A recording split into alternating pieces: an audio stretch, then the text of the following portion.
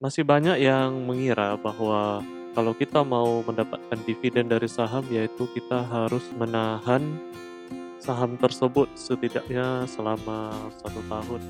Nah, ternyata bukan begitu ya, teman-teman.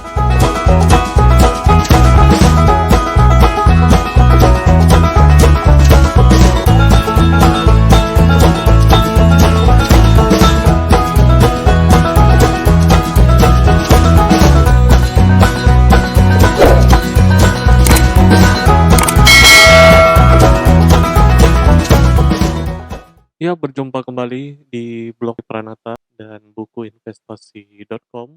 Kali ini kita akan melihat pertanyaan yang paling sering, paling basic, yang harus teman-teman cara kita dari saham.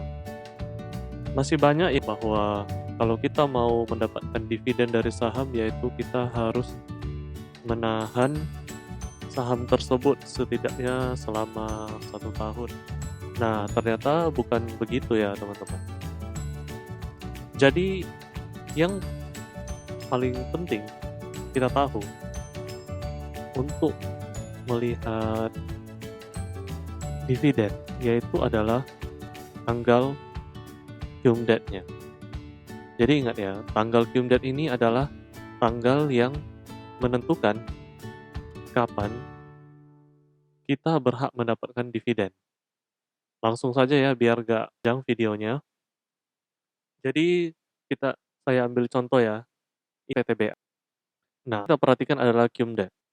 Ditulis cum date-nya 1810, artinya seorang investor memiliki saham di tanggal 18 Juni 2020 sampai closing. Artinya setelah closing, siapapun yang memiliki saham PTBA akan mendapatkan dividen berupa biasanya dividen itu ada per lembar saham.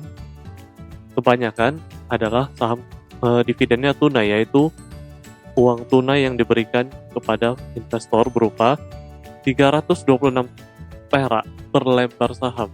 Jadi teman-teman tinggal kaliin aja punya berapa saham, punya berapa lembar dikali nilai dividennya. Nah, selanjutnya tanggal X date itu adalah tanggal setelah cum date. Jadi kalau kita punya saham ini, nah ternyata bukan begitu ya, teman-teman.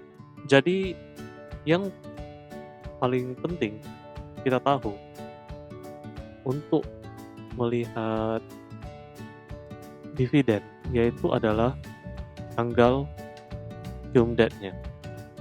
Jadi ingat ya, tanggal cum date ini adalah tanggal yang menentukan kapan kita berhak mendapatkan dividen. Langsung saja ya, biar gak panjang videonya. Jadi saya ambil contoh ya, ini saham PTBA. Nah, yang kita perhatikan adalah cum date. Di sini di saham ini di tanggal X date kita nggak dapat dividen. Nah, biasanya ketika tanggal X date ini, biasanya ya saham itu harganya turun karena banyak investor yang ingin keluar. Karena kan cum date setelah dapat dividen, X date kan tidak dapat dividen lagi. Tapi teman-teman kalau mencoba keluar di pagi hari ketika bursa buka, itu akan sangat sulit. Biasanya langsung sudah turun ya. Oke, recording date adalah tanggal pencatatan bagi pemilik saham yang berhak mendapatkan dividen. Jadi bursa dan lembaga lainnya juga merecord siapa saja nama-nama yang berhak mendapatkan dividen. Jadi itu hanya sebagai pengumuman tanggal record dari bursa ya, maupun dari pihak CSEI yang merekap semua nama investor yang memiliki saham tersebut.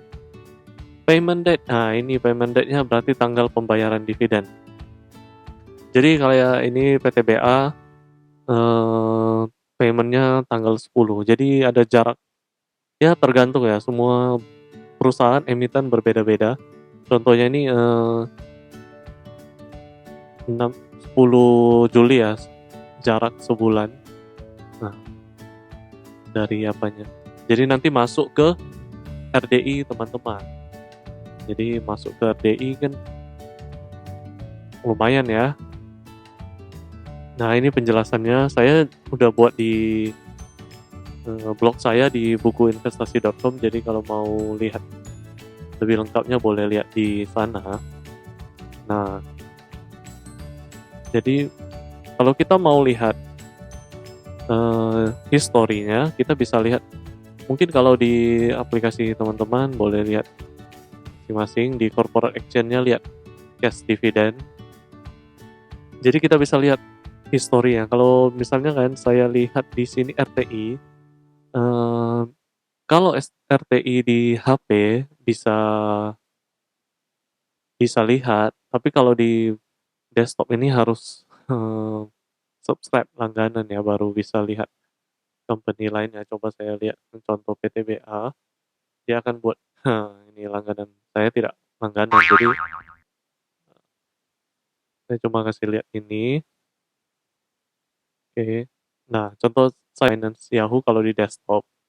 Ini sebagai teman-teman bisa lihat di HP juga ya, mau dilihat di Stockbit atau tapi karena ini desktop memang harus bayar ya, atau teman-teman punya si lain yang di desktop biar kita bisa buka. Kalau saya biasa lihat di statistik ini di Dividend and Split ya di Yahoo Finance ya, itu alamatnya teman-teman bisa lihat. Contoh Bukit Asam, ya ini dia. Jadi dividen payout ratio ini adalah berapa persen yang dibagikan kepada pemegang saham. Ini juga berubah-ubah ya kebijakan manajemen. Ya, sekitar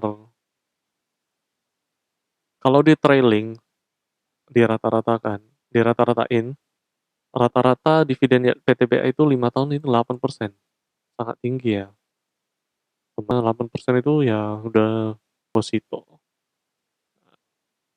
Jadi yang perlu kita perhatiin adalah dividen payout ratio, juga penting. Nih ya, 0,9. Kalau harga saham PT sebenarnya itu adalah berita baik kalau yang ingin mengejar, karena memang akan sangat besar dividennya. Kalau berarti memiliki bisa membeli lebih banyak saham di harga yang lebih murah. Betul sekali. Nah, jadi oke, selanjutnya nanti kita lihat saham-saham yang membagikan dividen tinggi ya. Di video selanjutnya akan saya buat. Jangan lupa subscribe channel ini.